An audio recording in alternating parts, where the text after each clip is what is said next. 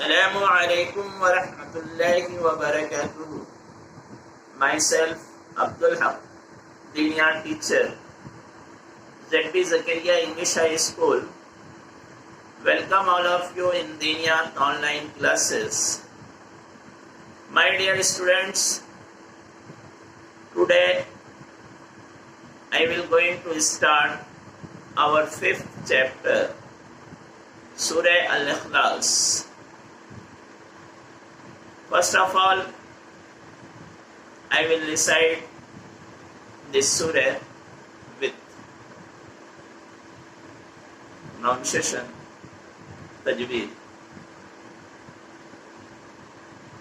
أعوذ بالله من الشيطان الرجيم. بسم الله الرحمن الرحيم.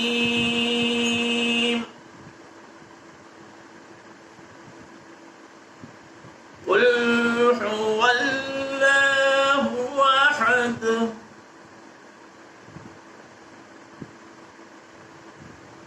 الله الصمد لم يلد ولم يولد ولم يكن له كفوا أحد. صدق الله العظيم.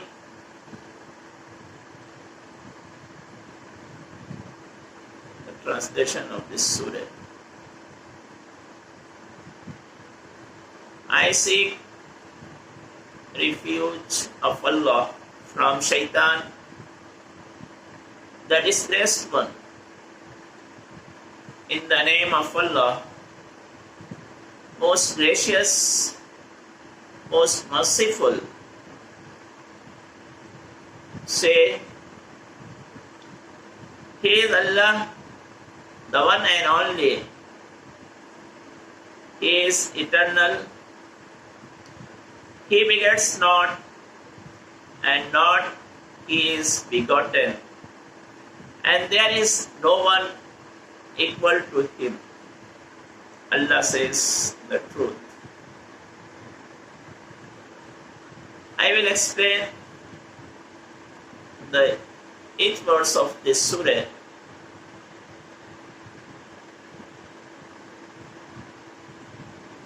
First ayah of this surah is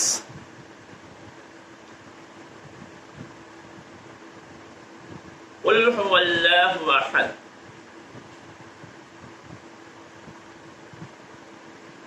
The name of this surah is derived from this verse. So because this surah is called also Surah Al-Ahad and Surah Al-Ikhlas. Al-Ikhlas means the purity,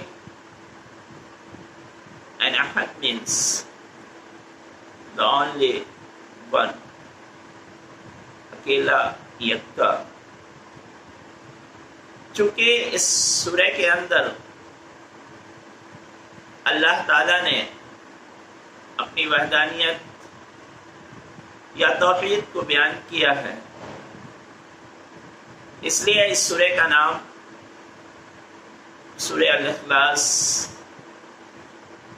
या सूरह अल-अहद रखा गया. और ये बिल्कुल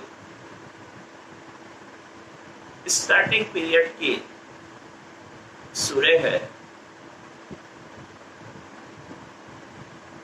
और इसका सबूत इस बात से मिलता है कि हजरत बिलाल हबशी रजी अल्लाह अन्हु, जो एक कुरैशी सरदार के गुलाम थे, जब वो अल्लाह के रसूल सल्लल्लाहु अलैहि वसल्लम पर ईमान लाए तो वो उन्हें जलती हुई रेत पर लिटा देता اور سینے پر ایک بھاری پتھر رکھ دیتا اور کہتا کہ جب تک تم اللہ پر ایمان چھوڑ کر لات و عزا جو ان کے معبود تھے، ان کی مورتیاں تھیں، ان کی پوجا نہیں کرو گے، اس وقت تک میں تمہیں نہیں چھوڑوں گا۔ حضرت بلال تکلیف سے کراہتے اور آپ کی زبان سے عہد عہد کا کلمہ ادا ہوتا، تو اس سے ایسا پتہ چلتا ہے کہ یہ سورہ اس ابتدائی دور سے پہلے ہی نازل ہو چکی تھی، تبھی تو یہ لفظ لوگوں کی زبان پہ جاری ہو جاتا تھا۔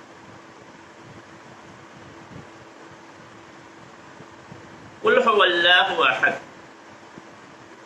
کہہ دیجئے وہ اللہ ہے، اکیلا اور یکتا، کوئی اس کا پارٹنر نہیں، کوئی اس کا شریک نہیں۔ یہ کس سے کہا جا رہا ہے؟ کہہ دیجئے اللہ کے نبی صلی اللہ علیہ وسلم سے کہا جا رہا ہے کہ آپ لوگوں کو کہہ دیجئے، بتا دیجئے کہ وہ اللہ ایک ہے، اکیلا ہے، کوئی اس کا پارٹنر نہیں۔ سے از اللہ the one and only،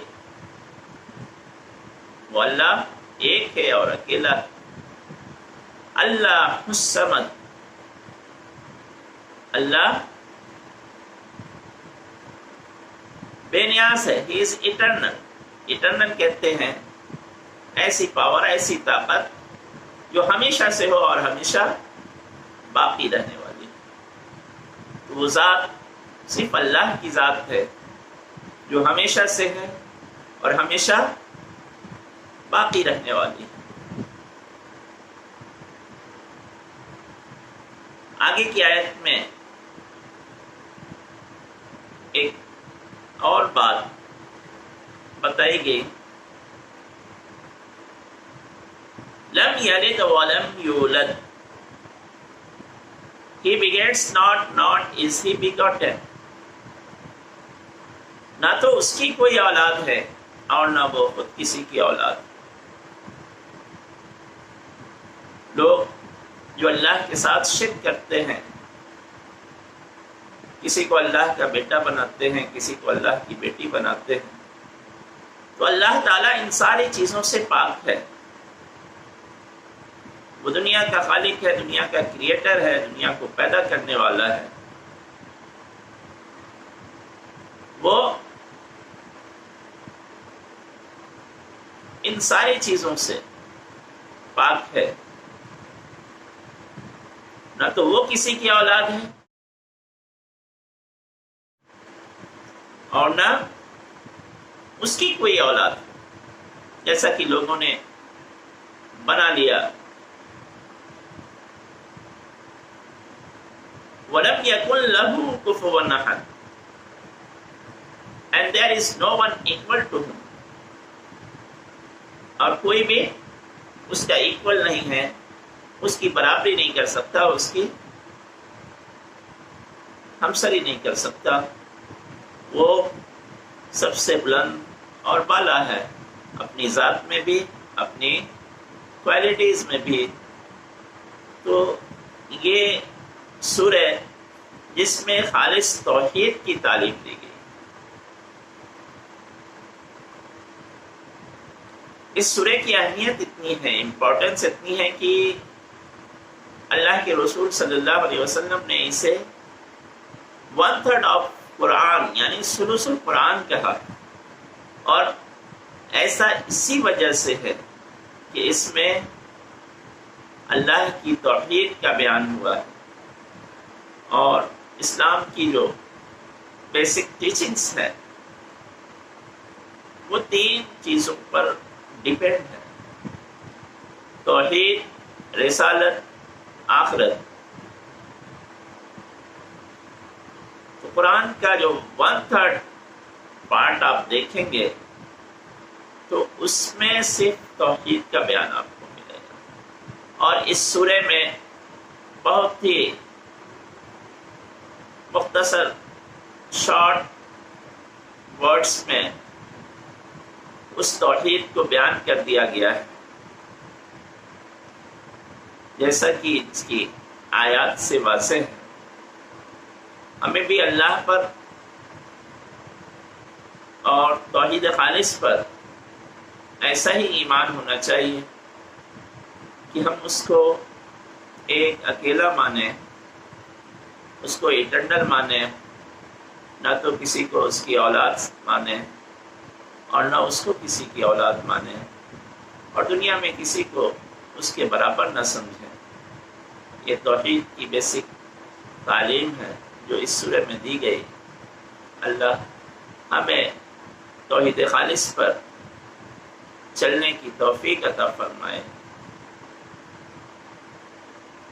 Thank you very much.